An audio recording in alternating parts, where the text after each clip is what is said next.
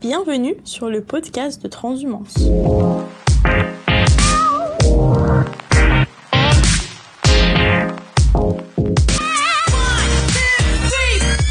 Aujourd'hui, nous nous retrouvons pour un nouveau numéro présenté par Claire Courroyer.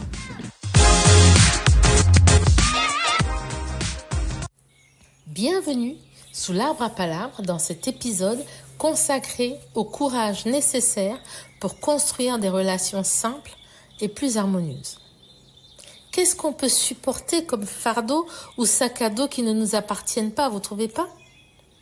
Tous ces poids que nous portons par défaut pour faire plaisir à l'autre, aux autres, par convenance ou par obligation, professionnelle, familiale, etc. À quand remonte la dernière fois où vous vous êtes demandé si c'était juste pour vous ? Ayant une grille de lecture plurielle, car multiculturelle, j'essaie dans chaque situation de prendre le meilleur de ce que j'ai acquis ou développé et je m'amuse parfois à créer un cocktail détonnant qui mêle des ingrédients de ces différentes cultures. C'est aussi pour ces raisons que l'on m'affuble de l'adjectif atypique que j'ai fini par redéfinir boule à facettes, car je suis contente d'être polychrome et surtout contente d'être libre de ne plus porter ce qui ne m'appartient pas. Et puisque le sujet du jour est de réussir à construire des relations plus simples et plus harmonieuses, je reste interpellée par le nombre de personnes qui se présentent à nous avec un air condescendant ou suffisant. À l'heure des charges, et étant moi-même passée par cette phase de l'ego, que je vais appeler phase de l'ignorance, tant ce comportement définit l'obscurité dans laquelle la personne se trouve, croyant qu'elle impressionne et qu'elle brille de mille feux. Tel un iceberg resplendissant, elle montre sa face de lumière, mais est-elle seulement consciente que tout ce qu'elle reflète est sous influence ? Ce verbal, ce non-verbal, cette action, cette émotion, ou cette absence d'émotion d'ailleurs. Notre éducation, notre ethnicité, notre sexualité, notre famille, nos aspirations, notre religion ou absence de religion, notre société, nos connaissances, notre travail sont autant d'éléments qui nous construisent et interfèrent positivement ou négativement sur ce que nous montrons au monde. Les relations pourraient être si simples et si saines si chacun se donnait la peine de faire le tri entre ce qui lui appartient et ce qui n'appartient pas à l'autre. Vous saisissez la nuance ? Que ce soit seul ou à l'aide d'une aide extérieure, se regarder dans la glace pour se découvrir et s'apprivoiser permet de mieux apprivoiser la relation à l'autre, de ne pas la voir comme un danger, de s'éviter et d'éviter à l'autre des désagréments, des quiproquos, des confrontations inutiles. Cela rendrait le monde tellement meilleur. Et c'est pour cela que j'aime beaucoup la théorie de la corde, développée par mon ami Robert Zuilly, psychologue clinicien et auteur de nombreux ouvrages, dont Les clés de nos émotions. Si vous voulez approfondir ce sujet, je vous invite à lire cet ouvrage. Je suis d'ailleurs praticienne certifiée à la démarche Work Well Together qu'il a développée. La théorie de la corde émane de cette démarche et permet d'étudier les mécanismes émotionnels et relationnels qui découlent de chaque rencontre, surtout dans un cadre professionnel.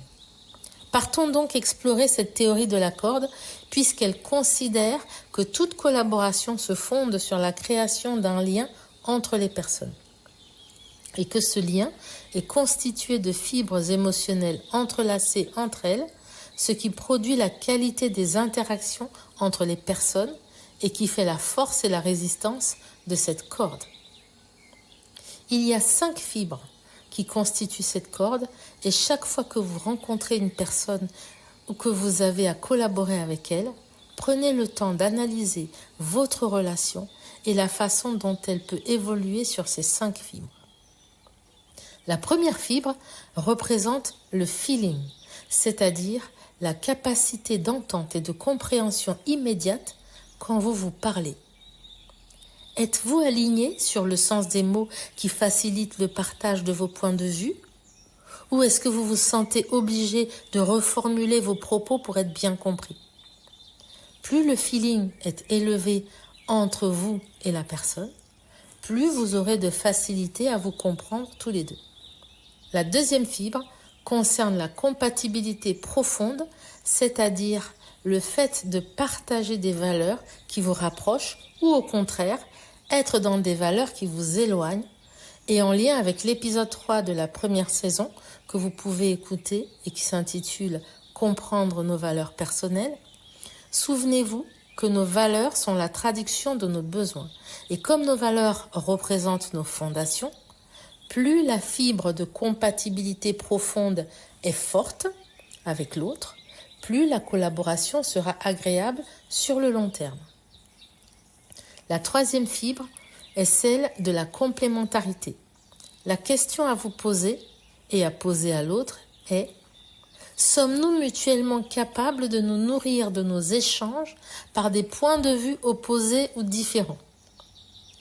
Car la complémentarité dans la relation produit de la richesse et vous emmène plus loin que si vos deux cerveaux sont câblés à l'identique. La quatrième fibre est celle de la connivence.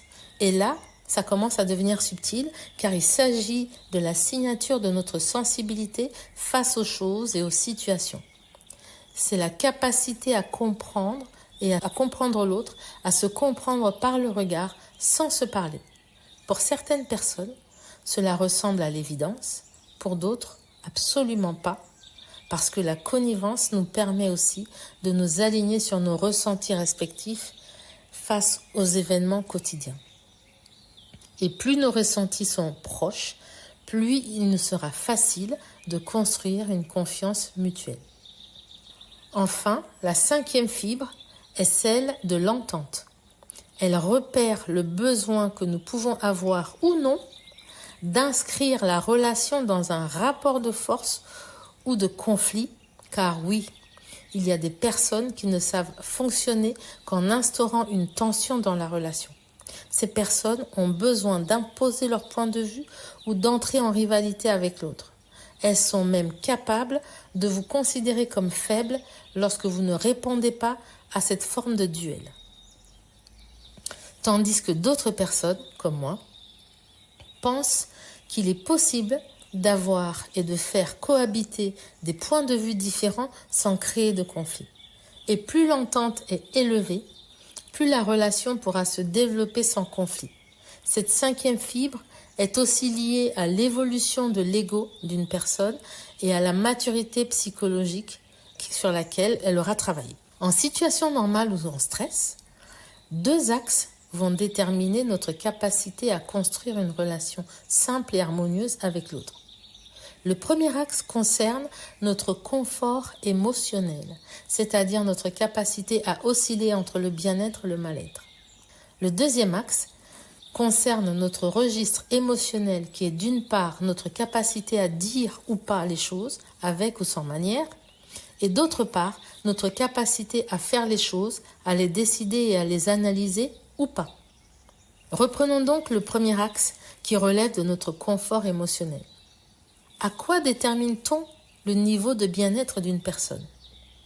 Eh bien, il se détermine à sa capacité à se réjouir au quotidien de situations agréables ou positives qui viennent d'elle et des autres, au fait qu'elle soit connectée à ses émotions et qu'elle puisse les partager sans gêne. Franchement, rencontrez-vous beaucoup de personnes capables de se réjouir du succès des autres? En situation de stress, il est tout à fait normal que ce niveau de bien-être diminue pour faire place à la prudence ou à une pondération de nos émotions, voire que notre bien-être bascule dans le mal-être. Et cela peut s'expliquer par un besoin de contrôle ou de maîtrise de ses propres émotions, par une sensibilité ou hypersensibilité, ou encore par une empathie élevée, ou par un manque de confiance en soi qui dévoile une fragilité intérieure. Pour ce qui est du deuxième axe, celui du registre émotionnel, il va traduire de nombreuses expressions comportementales qui vont renseigner sur l'autre et sa façon d'être dans la relation. Car construire une relation saine et harmonieuse passe par le courage de savoir poser ses limites avec précaution vis-à-vis de l'autre. Et c'est ici qu'il ne faut pas confondre bienveillance, qui relève de la compréhension et de l'indulgence que l'on peut témoigner à autrui, avec la complaisance qui s'inscrit dans l'excès d'adaptation au désir de l'autre sans se préserver. C'est pour cela que dans toute relation, nous avons notre part de responsabilité. Et celle-ci commence par notre capacité à exprimer un avis différent ou un désaccord, tout en respectant le point de vue de l'autre et en lui laissant l'espace pour s'exprimer. Cela nécessite d'être dans une autorité adaptée vis-à-vis de soi-même et vis-à-vis de l'autre, sans entrer dans la brutalité verbale ou comportementale. Et plus nous sommes explicites, moins nous laissons la place aux erreurs d'interprétation de l'autre. C'est pour cela qu'il est important, vraiment c'est quelque chose qui me tient à cœur, et c'est pour ça aussi que je fais ce podcast, c'est pour cela qu'il est important de développer le verbe, de développer la parole, pour avoir des outils de confronter des avis différents, voire divergents, de façon constructive, sans se taper dessus. L'appauvrissement du vocabulaire, l'appauvrissement de la pensée, constitue un frein à tout apaisement de la relation en cas de désaccord et fait basculer plus rapidement dans le conflit. Et au-delà du dire, construire une relation saine et harmonieuse passe aussi par notre capacité à faire ou pas, à décider ou pas, à analyser ou pas la situation. Savez-vous prendre du recul pour éviter de réagir à chaud lorsque nos émotions sont mises à mal ? Ou faites-vous partie de ceux qui foncent dans le tas sans réfléchir ? Bien sûr, il y a l'entre-deux. Mais notre action va être conditionnée par l'entraînement que nous avons eu ou non à exprimer nos doutes, notre exaltation, notre déception. Elle va aussi être conditionnée par nos croyances, notre capacité à nous remettre en question, notre assertivité ou notre volonté de contrôle total. Et en parlant d'assertivité, il y a une semaine, en échangeant avec un manager, il a découvert que la définition qu'on lui avait faite de l'assertivité, qui veut dire savoir respecter ses limites sans écraser l'autre, entre autres, était complètement différente de celle que je lui ai donnée. Savez-vous exprimer vos besoins ? Savez-vous les faire respecter ? Une grande partie des relations dysfonctionnelles, voire toxiques, se joue beaucoup à cet endroit. C'est une croisée des chemins entre le cercle vicieux de la relation et sa spirale vertueuse, et cela tient à la façon de formuler le désaccord ou le problème. Pour déclencher une relation qui s'installe dans un cercle vicieux, rien de plus simple. Il suffit de dénoncer l'autre en disant « tu » ou « vous », de vous complaire dans l'interprétation selon votre ressentiment, de formuler des reproches en disant « tu ne comprends rien » ou encore de surenchérir en disant « décidément, on n'est pas rendu ». A contrario, s'inscrire dans la spirale vertueuse de la relation demande du travail et de la préparation parce qu'il faut réfléchir aux faits tels que vous les avez vécus, en les énonçant et en parlant de vous par l'utilisation du « je » ou du « nous », qui est fortement recommandé. C'est ce que Robert appelle le réel. Ensuite, vous exprimez votre ressenti au conditionnel pour éviter de condamner l'autre avant qu'il ne parle. Ça, c'est une grande chose que j'ai apprise. Par exemple, au lieu de dire « j'ai été contrarié de voir que mon travail n'a pas été pris en compte », il vaut mieux dire « cela pourrait me contrarier si mon travail n'était pas pris en compte ». C'est la dimension de la symbolique. Enfin, vous terminez le processus en formulant une interrogation, par exemple. Comment faire à l'avenir pour que cela ne se reproduise pas ? En faisant cela, vous invitez l'autre à rectifier le tir et donc potentiellement à réparer ce qui s'est passé, ce qui aura pour conséquence de préserver la relation malgré le différend initial. C'est la dimension de l'imaginaire, de la projection. Et croyez-moi, il faut beaucoup d'entraînement pour réussir à ancrer cela dans un processus de communication non violente.